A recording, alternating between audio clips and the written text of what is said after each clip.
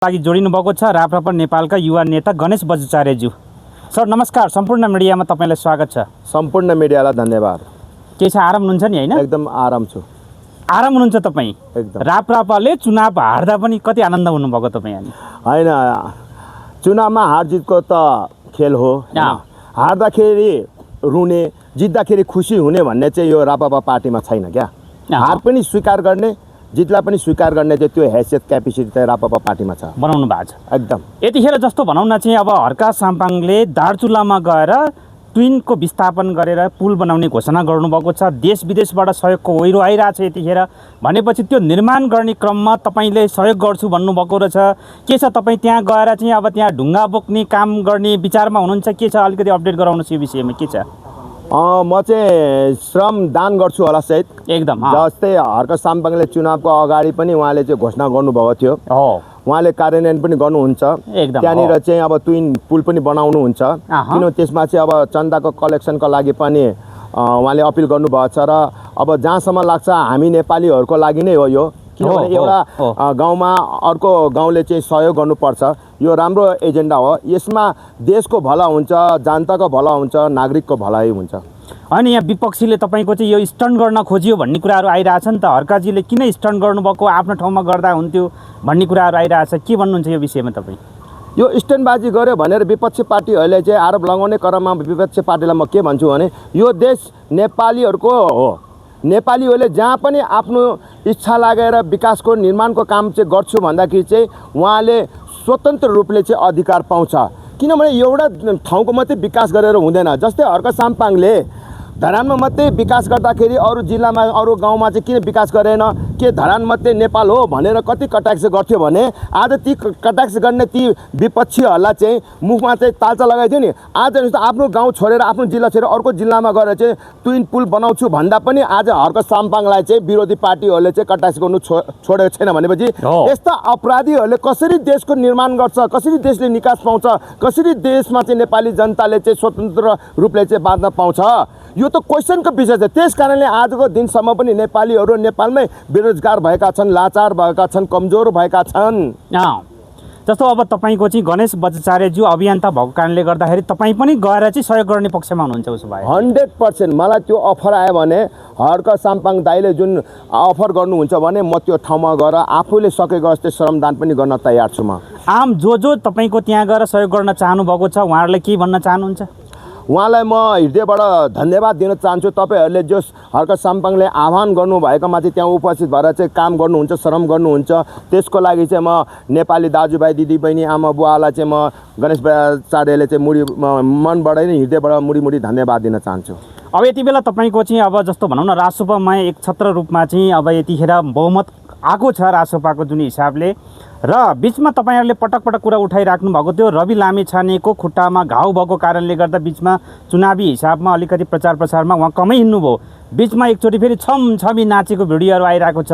फेरि यतिखेर उहाँको चाहिँ खुट्टामा यतिखेर फेरि घाउ बल्झियो भन्ने कुराहरू आइरहेको छ। यसलाई कुन रूपमा लिनुहुन्छ, कुन रूपमा हेर्नु भएको छ तपाईँले यो घटनालाई? म यो रूपलाई चाहिँ रवि लामिछानेले जति पनि गरिरहेछ नाटक, यो सबै स्ट्यान्डबाजी हो। स्ट्यान्डबाजीको कारणले गर्दाखेरि नै आज 2/3 सरकार बन्नु पुग्यो। आज यति रवि लामिछानेले स्ट्यान्डबाजी नगरेको भए आज वास्तवमा भने यति मतले चाहिँ 2/3 मत चाहिँ भोट आउँदैन थियो होला। स्टन्ट गरेर नै भनेपछि भोट आएको भन्नुहुन्छ तपाईँ? जस्तै बालनले पनि चुनावको बेलामा चाहिँ हेलिकप्टरबाट त्यहाँनिर चुनाव भएको ठाउँमा स्थलमा चाहिँ अवतरण गर्नु लागेको बेलामा चाहिँ मिडियाले के अफवाह फैलाइदियो भने बालन शाहलाई चाहिँ साफ सुटर बोलाएर चाहिँ त्यहाँनिर हत्या गर्नको लागि चाहिँ त्यो व्यवस्था गरिरहेछ भनेर चाहिँ मिडियाबाजी गर्दाखेरि त्यो जनताको मनमा के भयो भन्दाखेरि भोट दिने क्रममा चाहिँ ओहो एउटा चाहिँ बालन शाह जस्तै एउटा नगरको मेयर, काठमाडौँको मेयरलाई चाहिँ यहाँनिर भोट गर्नको लागि राख्नको लागि तराई आउँदाखेरि चाहिँ साफ सुटर खटाएर चाहिँ ज्यान मार्नको लागि त्यो षड्यन्त्र गरेछ। यस्तो व्यक्तिलाई चाहिँ हामी बचाउनुपर्छ, यस्तो व्यक्तिलाई चाहिँ अब सरकारमा ल्याउनु पर्छ भनेर त्यो चाहिँ छाप चाहिँ पर्यो क्या। खास भन्यो भने बालेनले पनि स्ट्यान्डबाजी नगरेको भए यति 2/3 मत चाहिँ आउँदैन थियो। स्टन्टको कुराकानी गर्दा तपाईँको अमरेश कुमार सिंहले पनि जस्तो भनौँ न चुनावभन्दा अगाडि आफैलाई चाहिँ अब भनौँ न एक किसिमबाट गोली हनाउने अथवा त्यो किसिमको प्रपञ्च रच्न खोजेको भन्ने कुराहरू पनि आयो। तर सुरक्षा संयन्त्रको हिसाबले टाइट गर्दाखेरि त्यो घटनाहरू गर्न पाइएन भनेपछि राजसभामा स्टन्टबाजी गर्ने धेरै देख्नुहुन्छ तपाईँ? जो उम्मेदवार राष्ट्रिय स्वतन्त्र पार्टीबाट उठेका थिइन् ती सबै पात्रहरू स्ट्यान्डबाजी गरेर मात्रै जितेका हुन्। कुन पात्र त्यस्ता छैनन् कि स्ट्यान्डबाजी नगरेको? अमरेश कुमार सिंह हेर्नुहोस् त, आत्मदाह गर्छु, पेट्रोल लगाएर मर्छु होइन, म नाङ्गै हिँड्छु भनेर रुँदै कराउँदै गरेर भोट जनताको माझमा भोट माग्नको लागि यसरी इमोसन कार्ड फेक्नुहुन्छ। कोही आमाको अगाडि, बुढाबुढीको आमाको अगाडि चाहिँ रुँदै कराउँदै अँगालो मार्दै घन्टी बजाउँदै बच्चाको हातमा घन्टी दिँदै अनि बालेन्द्र हर्क साम्पाङ चाहिँ स्टेजमा गएर नाच्दाखेरि चाहिँ उसको चाहिँ घाउमा चाहिँ घाउ नबल्झिने अनि हस्पिटलमा एकैचोटि एक हप्ता अगाडि त हस्पिटलमा उपचार गरेर आएको भन्ने, उपचार गरेर आउनु कहिले दायाँ खुट्टामा ब्यान्डेज बार्ने, कहिले बायाँ खुट्टामा ब्यान्डेज बारेर स्ट्यान्ड बाज गरेर हेर्नुहोस् त, मिडियाबाजी गरेर चाहिँ आज नेपाली जनताको आँखामा कसरी धुल हाल्नमा सफल भयो नि त। आज यस्ता एकसा एक राम्रो उम्मेदवारहरू थियन्, दलहरू पार्टीहरू थिइन्, ती नयाँ दलहरू पार्टीहरू आज किन हार्यो त भन्दाखेरि यस्तो माहौल बनाइदियो कि देशभरि नै यो घन्टे ग्याङको टिमले जुन मन्दिरको घन्टीलाई दुरुपयोग गर्यो, सर्वप्रथम निर्वाचन आयोगले पनि यसलाई चाहिँ रोक्न सकेन र जसको सरकार थियो त्यो सरकारले पनि घन्टे पार्टी टिमलाई चाहिँ फुल सपोर्ट भएको कारणले गर्दाखेरि, फुल छुट दिएको कारणले गर्दाखेरि आज हेर्नुहोस् प्रत्येक नेपाली जनताले घन्टेलाई भोट हाल्ने अहिले पस्ताइरहेछ। कसरी पत्रुचाइरहेछ? सारा नेपाली खुसी छ, यतिखेर देश विदेशमा खुसी छ। कुनै नेपालीको मुहारमा खुसी छैन, किनभने आज हामीले घन्टे ग्याङमा भोट हाल्ने हाम्रो सोचै थिएन, हाम्रो विचारै थिएन। हामी कसरी घन्टी छापमा चाहिँ हामीले भोट हाल्यो भनेर चाहिँ पश्चाताप गरिरहेछ। आज प्रत्येक नेपालीहरू खुनको आँसु रोइरहेछ। आज लगभग आज भोलि नै सरकार बन्ला नबन्ला त्यो त भोलिको दिनले थाहा पाउँछ, तर राष्ट्रिय स्वतन्त्र पार्टीमा अहिले पनि विवाद उत्पादन भइरहेछ, विवाद भइरहेछ। जस्तै अब रवि लामिछानेले चाहिँ प्रधानमन्त्री बनाउने चाहिँ रवि लामिछानेको झुन्डले चाहिँ रवि लामिछानेलाई तयार पार्दैछ भने यता बालेन पार्टीको झुन्डले चाहिँ बालेनलाई प्रधानमन्त्री बनाउनु पर्छ भनेर चाहिँ अहिले झुन्डहरू चाहिँ दुई भागमा विभाजन भएको अवस्थामा चाहिँ अब भन्नुहोस् यो अवस्थामा चाहिँ बालेन शाहलाई प्रधानमन्त्री बनाउनु अगाडि नै राष्ट्रिय स्वतन्त्र पार्टीको विधानमा चाहिँ यो चाहिँ अब विधानको अनुसारले चाहिँ प्रधानमन्त्री बनाउनलाई चाहिँ हामीले चाहिँ समर्थन गर्नुपर्छ भने विधान कोटाउन थालेपछि र अब के बालेनलाई साँच्चै प्रधानमन्त्री बनाउनुको लागि यो होइन। यतिखेर राजु पाण्डेले के भन्नुभएको छ भने तपाईँको 5 वर्षको लागि अब चाहिँ बालेन शाह प्रधानमन्त्री भन्नुभएको छ। तपाईँ पोइन्ट टु बी नोटेड, उहाँले के भन्नुभएको छ, 5 वर्षको लागि बालेन शाह प्रधानमन्त्री भन्नुभएको छ। तर राष्ट्रिय स्वतन्त्र पार्टी भनेपछि यतिखेर तपाईँले भन्न छैन, त्यो विधानमा उल्लेख छैन। तपाईँले भन्न खोजेको राजसभामा फुट आउँछ भन्न खोज्नु भएको 100% आउँछ। यिनीहरू कसरी फुट आउँछ? यतिखेर हेर्नुहोस् जनताले फुट हुन दिन्छ, यिनीहरूलाई छुट दिँदैन नि त। फेरि यस्ता अपराधीहरूलाई जनताले जानी नजानिकन भोट दिनु गयो, भोट दिएर त अहिले पस्ताइरहेको छ नि नेपाली जनताहरू। जानी नजानी भन्नु न तपाईँले। अब सिट जित्दाखेरि समानुपातिबाट आउँदाखेरि 5-6 सिटको संसद दल हुँदा पनि आज कतातिर लहर गएको छ भने हर्क साम्पाङको पार्टीतिर। नेपाली जनताले जति हर्क साम्पाङलाई जुन जित्दाखेरि चाहिँ खुसी मनायो नि, त्यति 2/3 सरकार आउँदा पनि बहुमत आउँदा पनि आज नेपाली जनताहरूको निराश छाएको छ। भनेपछि घन्टी मतमा चाहिँ भोट हालेर पनि नेपाली जनताहरू त पस्ताइरहेको छ।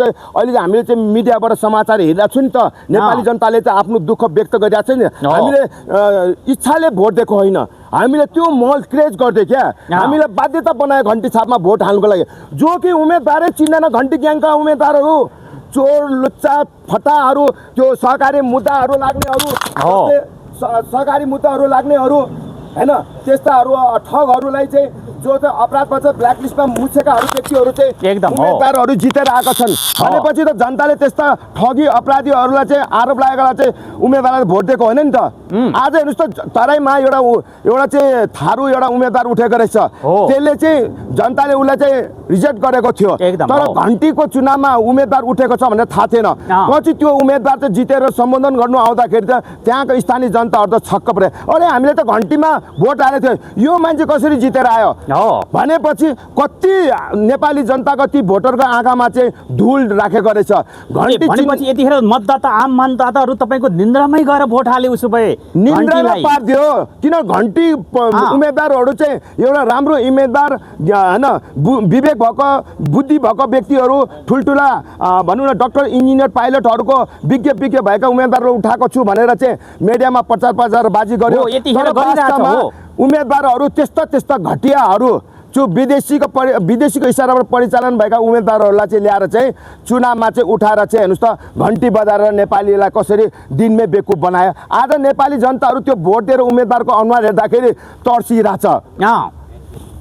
आकाशबाट खसेको जस्तै अवस्था भएर छ्याङ्ग भइरहेछ भनेपछि अब नेपाली जनताले घन्टीलाई किन मध्य त घन्टीलाई किन विश्वास गरेको थियो भन्दाखेरि एउटा विज्ञ व्यक्तिहरू उम्मेदवारहरू उठाएको थियो होला तर यो थाहा थिएन कि अपराधीहरूलाई पनि उम्मेदवारको टिकट दिएको थियो भनेर जनतालाई थाहा थिएन आज नेपाली जनताको मुहानमा 15-20 जना मान्छे डिग्री गरेको मान्छेहरू तपाईँको 30औं जना मान्छेहरू मास्टर्स गरेको 60औं जना मान्छेहरू ब्याचलर्स गरेको चाहिँ अब चाहिँ उम्मेदवार खडा भएको छ भन्ने कुरा रासोपाबाट धमाधम आइरहेछ नि त तपाईँ विश्वास गर्नुहुने यसमा तपाईँलाई म भनौँ यो चुनावको बेलामा चाहिँ समानुपातिबाट उम्मेदवारहरू दिनेहरू पनि नाम लिस्टमा समानुपातिको नाममा आउने ती नाममा लिस्टहरूको नाममा चाहिँ आउने उम्मेदवारहरू हेर्नु त कस्ता कस्ता खालका थिएन सबै पैसावालाहरूको आखिरमा पैसावालाको त्यो समानुपातिमा चाहिँ नाममा चाहिँ लिस्ट थियो नि त तर पछि विरोध गरेपछि केही व्यक्तिहरूले चाहिँ हटाएन तर पूर्ण रूपले चाहिँ हटाएन किन नेपालीको जनताको आँखामा यसरी धुल हाल्दियो कि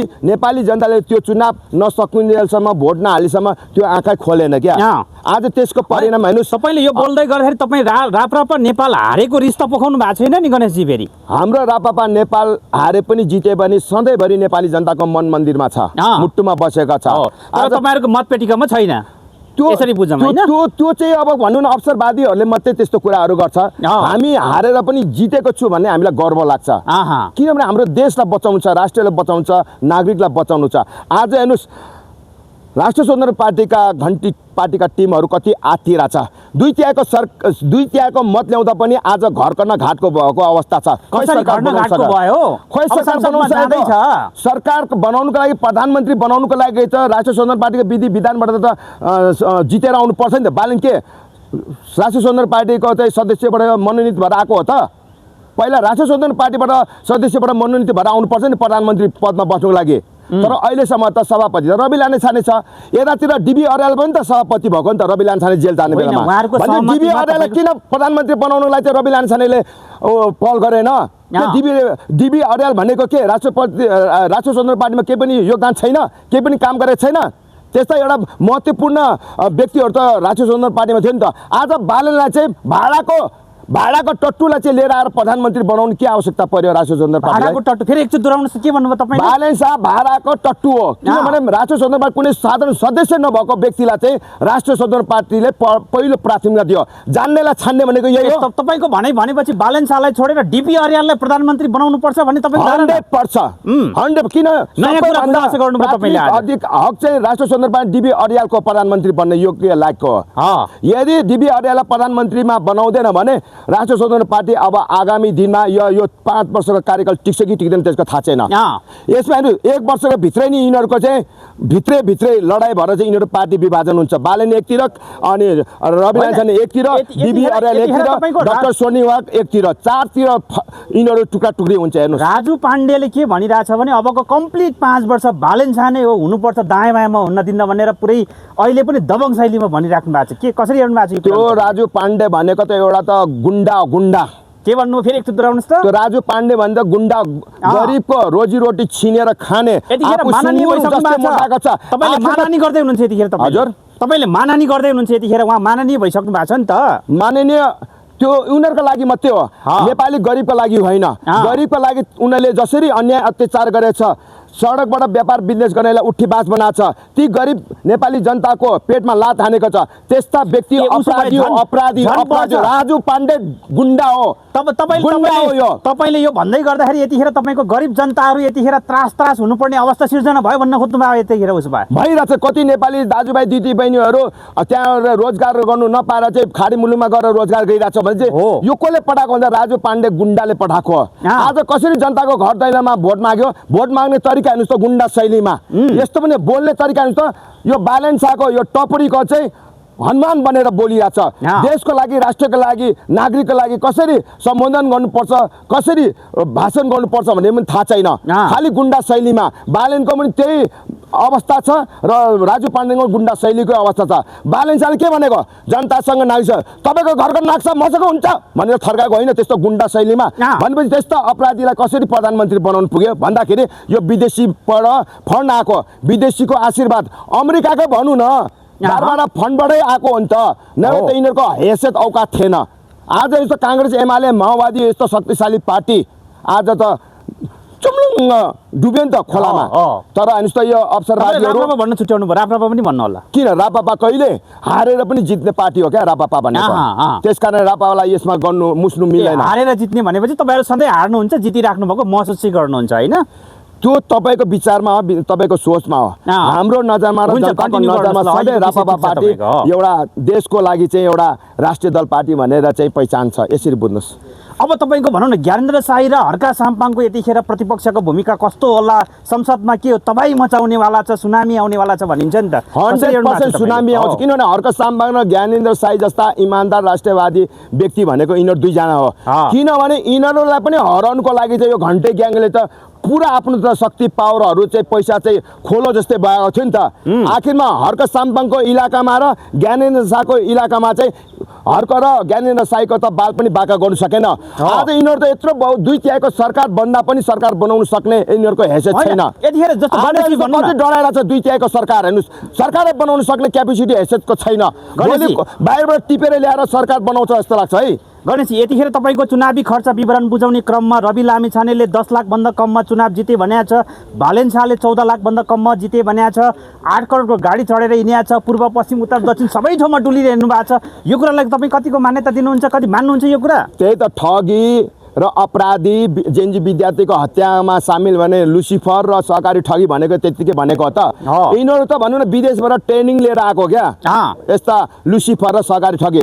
तपाईँलाई भन्छु 8 करोडको गाडी चढेर हिँड्ने हो, देशभरि नै त्यो आफ्नो झोले झुन्डहरूलाई चाहिँ त्यही गाडीमा चाहिँ महिनौँ दिनसम्म चाहिँ लाखौँ करोडौँ रुपियाँ खर्च गरेर चाहिँ प्रचार प्रसार गरेर नेपालीलाई चाहिँ एउटा चाहिँ उल्लु बनाउने काम गर्यो नि। 14 लाख भनेको एउटा ललितपुरमा एकचोटि रेली जाँदाखेरि 14 लाखभन्दा 14 त्यहाँ 40 लाख सकिन्छ। 40 लाख सकिने ठाउँमा आज देशभरि नै मिडियाबाजी कत्रो करोडौँ खर्च गरेको छ। जुनीहरूलाई खान बस्न लाउन सुत्न हग्नु मुत्न सबै व्यवस्था गरेको थियो। निर्वाचन आयोगले यो कुरा पत्याउनु हुँदैन उसो भए? कसरी पत्याउँछ? निर्वाचन आयोगले खरिदेको छ।